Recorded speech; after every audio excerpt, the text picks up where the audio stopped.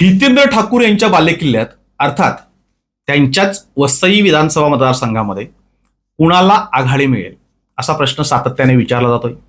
खरं तर या प्रश्नाचं उत्तर सरळ साधं आणि सोपं होतं.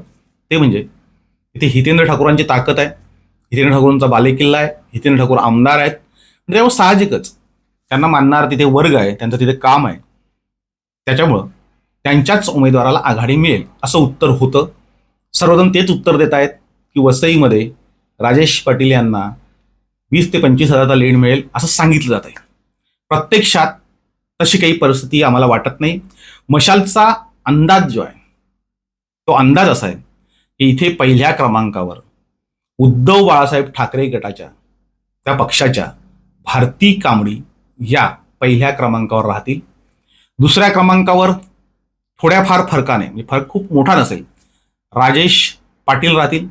आणि तिसऱ्या क्रमांकावर हेमंत सवरा हे राहतील. खरं तर इथे भाजपला मोठा फटका बसताना दिसतोय. म्हणजे भाजप 20 ते 25 हजाराने इथे मागे पडताना दिसते. भारती कांबडी आणि राजेश पाटील यांच्यातला जो फरक आहे तो फार कमी राहील. मात्र भाजपमधला आणि भारती कांबडीमधला ह्या दोघांमधला जो फरक आहे तो 20 ते 25 हजाराचा असेल. म्हणजे सगळ्यात मोठा फटका हा इथे भाजपला बसणार आहे. म्हणजे नाला सोपाऱ्यामध्ये जे कमावलं ते भाजपने वसईमध्ये गमावलेलं दिसतंय. नाला सोपाऱ्यामध्ये भारती कांबडी या 40 ते 50 हजाराच्या फरकाने मागे राहणार आहेत. वसईमध्ये हेमंत सवरा हे 20 ते 25 हजारांच्या मताने मागे राहणार आहेत. बहुजन विकास आघाडी दोन्ही ठिकाणी लीडवर नसणार आहे. म्हणजे इथली विजयाची जी गणित आहेत ती सगळीच बिघडलेली आहेत.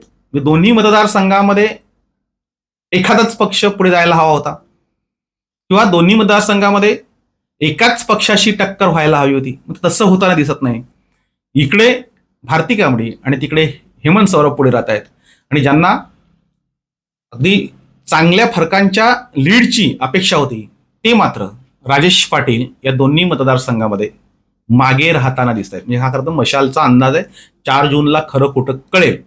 आता ह्या दोन्ही मतदारसंघांचं विश्लेषण जे आहे ते आपण मशाल चॅनलवर केलेलं आहे. किती खरं किती खोटं हे 4 जून ठरवेल. तत्पूर्वी या 2 मतदारसंघामध्ये काय घडलं हे आपण बघितलं. तसंच या 2 मतदारसंघांच्या बाहेर निघाल्यानंतर लागतो तो बोईसर विधानसभा मतदारसंघ. या बोईसर विधानसभा मतदारसंघामध्ये नेमकं काय घडले ते पुढील भागात अवश्य पहा.